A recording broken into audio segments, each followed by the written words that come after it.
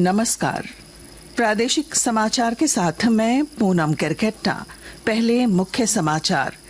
लोकसभा के दूसरे चरण के चुनाव की अधिसूचना आज जारी। 12 राज्यों और 1 केंद्र शासित प्रदेश की 89 सीटों के लिए होगा चुनाव। कांग्रेस ने झारखंड की 3 लोकसभा सीटों खूंटी, लोहरदगा और हजारीबाग पर प्रत्याशियों की घोषणा की। कालीचरण मुंडा, सुखदेव भगत और जेपी पटेल को मिली टिकट। केंद्रीय सड़क राजमार्ग मंत्रालय ने झारखंड समेत देश भर में 1 अप्रैल से टोल टैक्स की दरों में अधिकतम 2.6% की वृद्धि का लिया निर्णय। मौसम विज्ञान केंद्र ने झारखंड में अगले कुछ दिनों तक मौसम में बदलाव जारी रहने के दिए संकेत। 30 और 31 मार्च को बारिश का जताया पूर्वानुमान। और आईपीएल क्रिकेट में कल सनराइजर्स हैदराबाद ने मुंबई इंडियंस को 31 रनों से किया पराजित। आज राजस्थान रॉयल्स का दिल्ली कैपिटल्स से होगा मुकाबला। और अब समाचार विस्तार से। लोकसभा के दूसरे चरण के चुनाव के लिए अधिसूचना आज जारी हो गई है। इस चरण में 12 राज्यों और 1 केंद्र शासित प्रदेश की 89 लोकसभा सीटों के लिए चुनाव होगा। दूसरे चरण में केरल की 20, कर्नाटक की 14, राजस्थान की 13, उत्तर प्रदेश और महाराष्ट्र की 8-8, मध्य प्रदेश की 7, असम और बिहार की 5-5, पश्चिम बंगाल और छत्तीसगढ़ की 3-3, मणिपुर, त्रिपुरा और जम्मू कश्मीर की 1-1 सीट पर चुनाव होगा। उम्मीदवार 4 अप्रैल तक नामांकन पत्र दाखिल कर सकेंगे और मतदान 26 अप्रैल को होगा। कांग्रेस की केंद्रीय चुनाव समिति ने कल देर रात झारखंड की 3 लोकसभा सीटों खूंटी, लोहरदगा और हजारीबाग पर प्रत्याशियों की घोषणा कर दी। खूंटी से कालीचरण मुंडा, लोहरदगा से सुखदेव भगत और हजारीबाग से जेपी पटेल को उम्मीदवार बनाया गया है।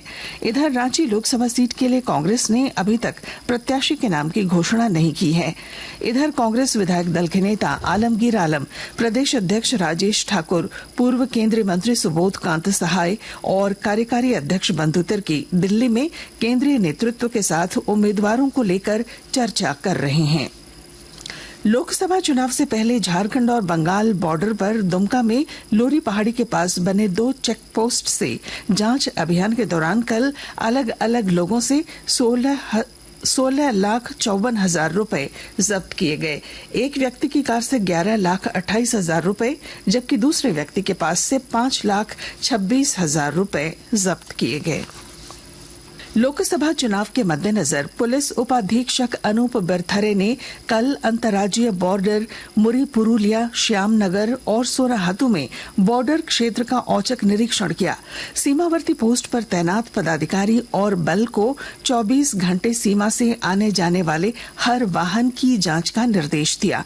डीआईजी ने मादक पदार्थ, शराब, कैश और चुनाव को प्रभावित करने वाली अन्य चीजों पर विशेष नजर रखते हुए चुनाव संबंधी निर्देश दिए। उधर लातेहार जिले के पुलिस अधीक्षक अंजनी अंजन ने नक्सल प्रभावित क्षेत्र के बूथों का औचक निरीक्षण किया।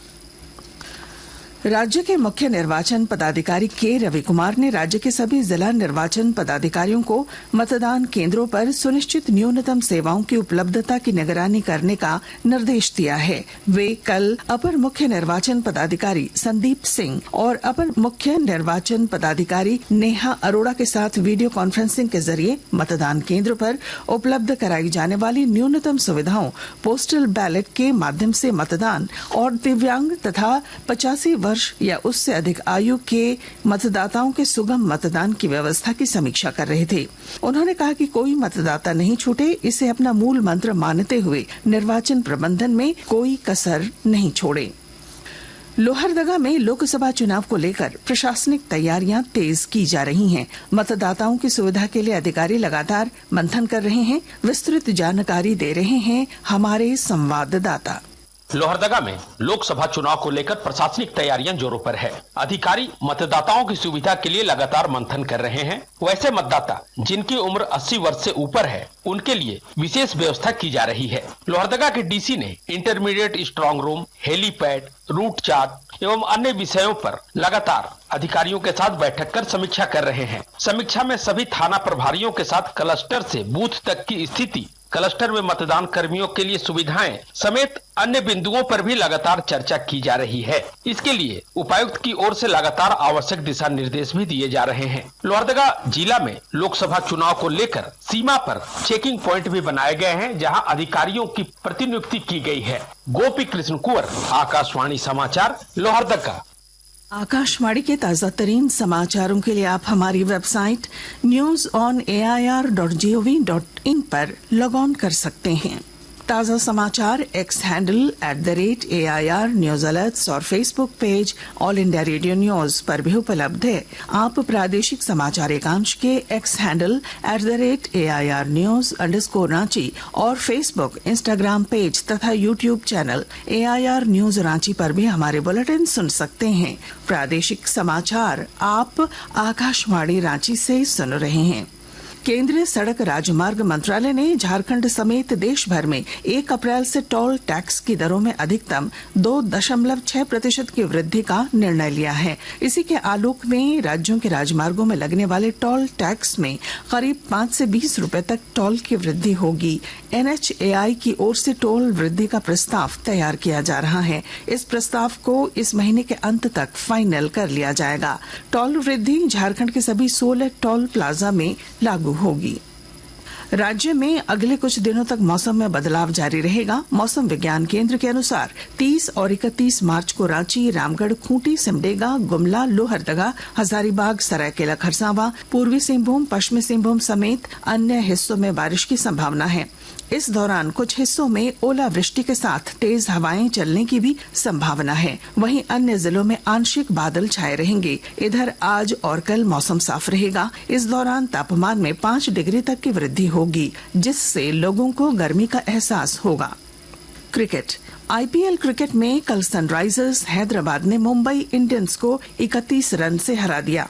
पहले बल्लेबाजी करते हुए हैदराबाद ने निर्धारित 20 ओवर में 3 विकेट पर 277 रन का विशाल स्कोर बनाकर इतिहास रचा। 278 रन के लक्ष्य का पीछा करते हुए मुंबई इंडियंस 20 ओवर में 5 विकेट पर 246 रन पर ऑल आउट हो गई।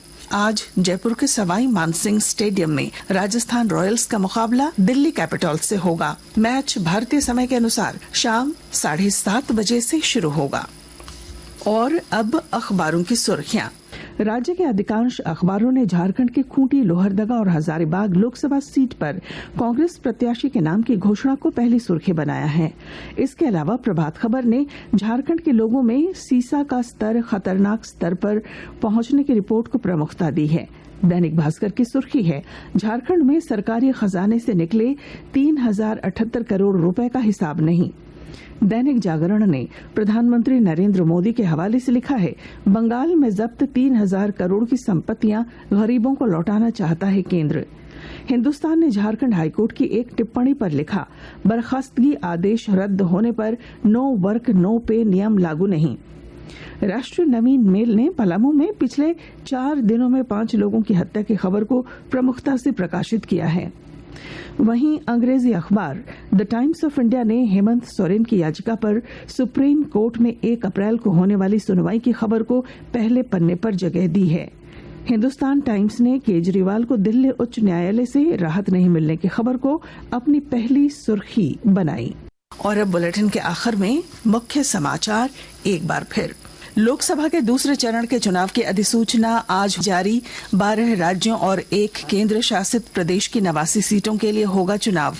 कांग्रेस ने झारखंड की 3 लोकसभा सीटों खूंटी, लोहरदगा और हजारीबाग पर प्रत्याशियों की घोषणा की। कालीचरण मुंडा, सुदेव भगत और JP पटेल को मिली टिकट। केंद्रीय सड़क राजमार्ग मंत्रालय ने झारखंड समेत देश भर में 1 अप्रैल से टोल टैक्स की दरों में अधिकतम 2.6% की वृद्धि का लिया निर्णय। मौसम विज्ञान केंद्र ने झारखंड में अगले कुछ दिनों तक मौसम में बदलाव जारी रहने के दिए संकेत। 30 और 31 मार्च को बारिश का जताया पूर्वानुमान। और IPL क्रिकेट में कल सनराइजर्स हैदराबाद ने मुंबई इंडियंस को 31 रनों से किया पराजित। आज राजस्थान रॉयल्स का दिल्ली कैपिटल्स से होगा मुकाबला। और इसके साथ ही आकाशवाणी रांची से प्रादेशिक समाचार का ये बुलेटिन समाप्त हुआ। नमस्कार।